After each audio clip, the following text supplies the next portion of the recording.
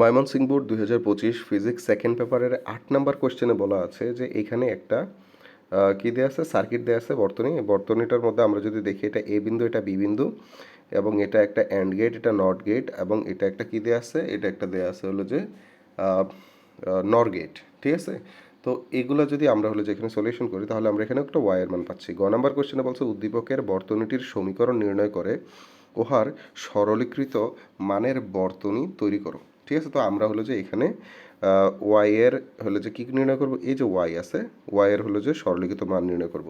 তো সবার আগে দেখি এখানে যখন এই রাস্তা দিয়ে উপরের দিকে আসতেছে নট গেটের মধ্য দিয়ে, নট গেটের মধ্য দিয়ে আসলে এটা কী হয়ে যাবে এবার, এবং এবার হলো যে এখানে আসছে। ঠিক আছে, আর এখানে দেখতেছি এ এবং বি কোন গেটের মধ্যে আসছে, অ্যান্ড গেট, তাহলে এটা অ্যাকচুয়ালি কী হবে এ বি।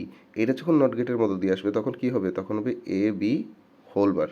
ঠিক আছে, এই এবার এবং এ বি হোলবার যখন হলো যে ওয়াইয়ের মধ্যে আসতেছে তাহলে আমরা ওয়াই ইজগুলো কত লিখতে পারি এবার, তারপরে আমাদের কি এটা যেহেতু একটা নর গেট তাহলে আমাদের এখানে কি আসবে প্লাস এ বি হোলবার, এইটাকে হলে সম্পূর্ণ বার করা লাগবে, তাই না? এই যে আমরা বর্তনীর কি পেয়ে গেলাম, আমরা হলো যে বর্তনীর সমীকরণ পেয়ে গেলাম। কিন্তু কোশ্চেনে কী চাইছে বর্তনীর সমীকরণের সরলীকরণ রূপ। তাহলে আমরা এখানে বুলিয়ান অ্যালজেব্রা যদি প্রয়োগ করি তাহলে এখানে আমরা কি এই যে উপরে যেহেতু বার আছে এটাকে যদি ভেঙে দিই তাহলে আমরা লিখতে পারি A double bar dot A B double bar, এই যে আমাদের মান চলে আসছে। এখন এখানে আমরা লিখতে পারি এ ডট এ বি, যেটাকে আমরা এ বি দিয়ে প্রকাশ করতে পারি। তাহলে তুমি যদি খেয়াল করো এখানে এ বিটা মূলত কী আসছে, এ বিটা মূলত ওয়াই এর সরলীকৃত মান আসছে না, তাহলে এটা মূলত কি গেট, এটা মূলত একটা অ্যান্ড গেট নির্দেশ করতেছে। তাহলে আমরা এখানে নিলাম এ, নিলাম বি, এ এবং বি আমাদের কোথায় আসলো, এখানে একটা অ্যান্ড গেটের মধ্যে আসলো, আর এটা হলো কি আমাদের ওয়াই। ঠিক আছে, তাহলে আমরা এখানে লিখে দেবো যে A B R Y is equal to কত এ বি, এই যে বর্তনী তৈরি করে হলো যে আমরা দেখাই দিলাম। এটা হলো আমাদের 3 নম্বর কোশ্চেনের উত্তর। এবার যদি আমরা ঘতে দেখি উদ্দীপকের বর্তনীর সরলীকৃত গেট দ্বারা মৌলিক গেটগুলো বাস্তবায়ন করা যাবে কি। তার মানে এই যে আমরা একটা সরলীকৃত গেট পাইছিলাম যে ওয়াই ইজ ইকুয়াল টু এ, আমি একটু অন্য কালি দিয়ে লিখতেছি, দেখো যে এই যে আমরা গেটটা পাইছিলাম Y is equal to A B, মানে আমরা একটা যে অ্যান্ড গেট পাইছি, এই অ্যান্ড গেট দিয়ে আমরা অন্যান্য যে মৌলিক গেটগুলো আছে, আচ্ছা অন্য মৌলিক গেটগুলো কী কী আছে, আমাদের অর গেট, তাই না, আরেকটা কি আছে আমাদের নট গেট, এইগুলোকে বাস্তবায়ন করা যাবে কি যাবে না।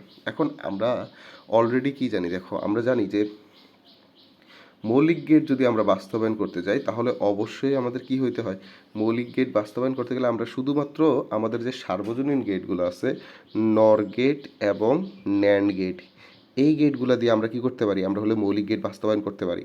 আমরা কিন্তু মানে যে অলরেডি যেগুলো মৌলিক গেট যেমন অ্যান্ড গেট দিয়ে মৌলিক গেট বাস্তবায়ন করতে পারি না। তাহলে আমরা কি বলে দিব, আমরা বলে দিব যেহেতু এটা একটা অ্যান্ড গেট, এটা সার্বজনীন গেট নয়। ঠিক আছে, মানে নর এবং ন্যান্ড গেট নয়, সুতরাং এটা দিয়ে বাস্তবায়ন করা যাবে না। অথবা আমরা যদি একটু পজিটিভ ওয়েতে লিখতে চাই তাহলে বলবো যে অ্যান্ড গেট বিধায় এটা দিয়ে বাস্তবায়ন করা যাবে না, কিন্তু যদি এটা নর গেট এবং ন্যান্ড গেট হতো তাহলে ওটা দিয়ে বাস্তবায়ন করা যেত। ঠিক আছে, এটা আমরা এইভাবে সলিউশন করব। তো তোমরা যদি ফিজিক্স সেকেন্ড পেপারের 2025-এর সকল কোশ্চেনের স্টেপ বাই স্টেপ সলিউশন প্রসিডিউরটা দেখতে চাও তাহলে অবশ্যই এই চ্যানেলটাকে সাবস্ক্রাইব করো, লাইক করো, আর তোমরা কিভাবে হলো যে প্রেজেন্টেশনগুলো দেখতে চাও, ভিডিওগুলো দেখতে চাও আমাকে কমেন্ট করে জানাতে পারো। ধন্যবাদ।